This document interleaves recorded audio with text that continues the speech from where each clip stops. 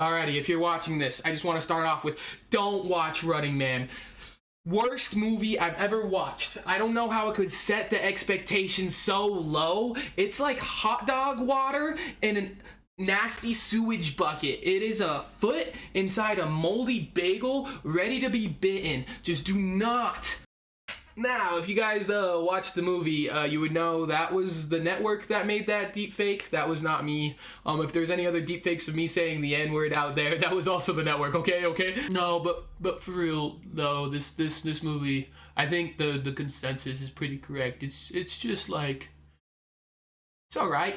It's another Stephen King adaptation, which I assume is pretty hard to make since a lot of them flop. It's also apparently a remake of an 80s movie with Arnold Schwarzenegger, that guy. This guy. Yeah. Now, not reading the novel. Also, haven't watched the 80s movie.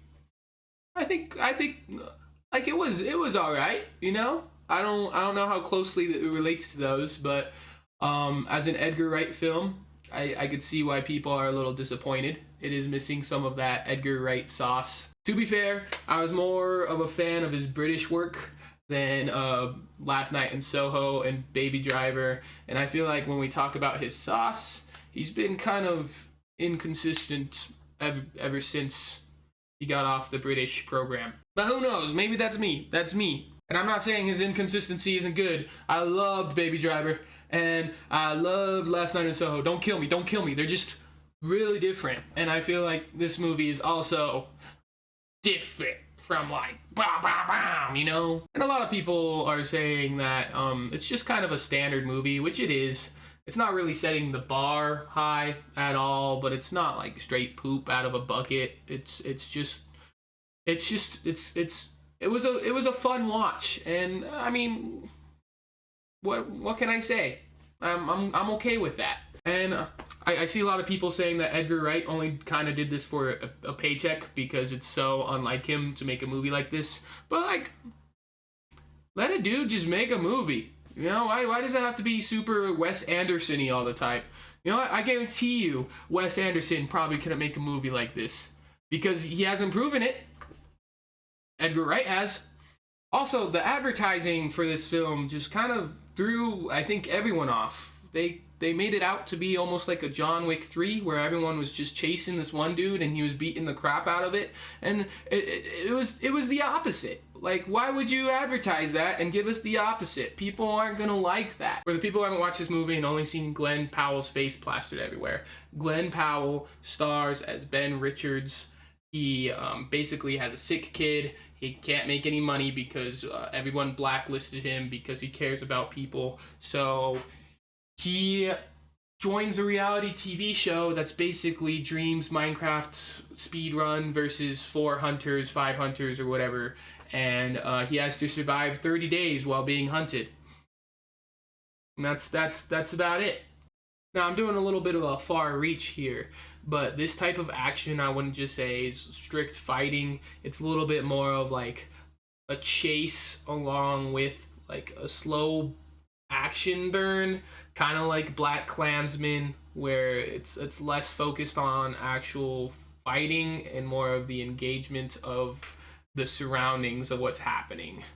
There's also like a Home Alone scene in there for some random reason, and then of course it's a dystopian, so I mean I guess huge underscore to Hunger Games or whatever. And while the movie's doing all this stuff, the main core of it's supposed to be anti-corporation, anti-media, anti-network, anti-privatization of literally everything. And it works. But while it's trying to do this, it's just severely downplayed by the comedic and almost unseriousness of the whole premise.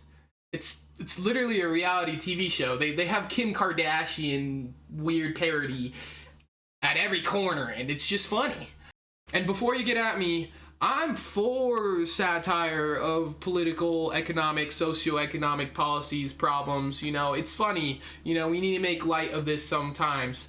But I feel like with the unseriousness of this premise, it's hard to take any of this kind of seriously.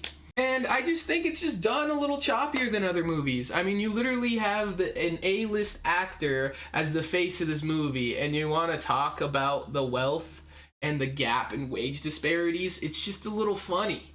My favorite highlights of the movie is, of course, MVP Michael Cera, his character, who's just like a radicalized goober with a really kind of sincere, funny hot dog story.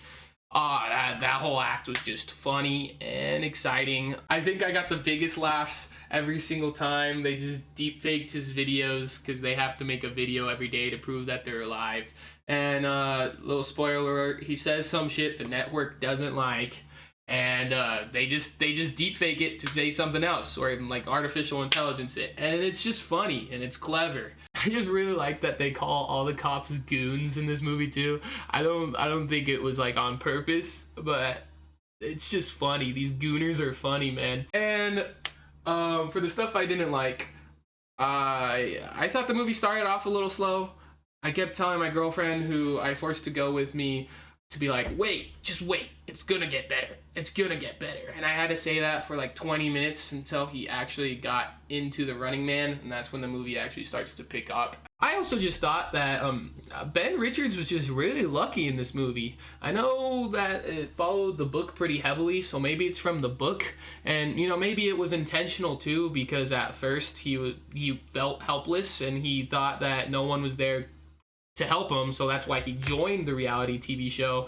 But as soon as he joins in, he finds out that he already has, sorry, small spoiler alert here, but he already has a job set up, and then this guy just helps him get a fake ID, and then you have another dude who helps him escape, and then you have another dude who tries to hide him in a bunker, and then you have this girl who he convinces that he's a good person. So it's just like these people are out here and they're helping you a lot, and they're also just well equipped to help you for some reason. Like, you literally find this radicalized dude who's practically a terrorist who has a hidden bunker in a forest. Like, how lucky can you get? I do think that this movie has a potential to become kind of a cult classic, or at least get a strong fan base going. I feel like if it was a Venn diagram of people who liked one battle after another and people who really liked Bullet Train, the people in the center would definitely be Running Man fans. It's also an Edgar Wright film, so I'm sure when it comes out to streaming or on demand, there's just going to be fun stuff that we didn't catch on the first watch. And that's all I have to say about this. So please validate me and like and subscribe so my ratings could get higher and I could be Running Man, Final Guy Man. And comment below if you like this film, please. I actually like hearing what you guys have to say about stuff. It's fun. It's cool. It's neat. Later.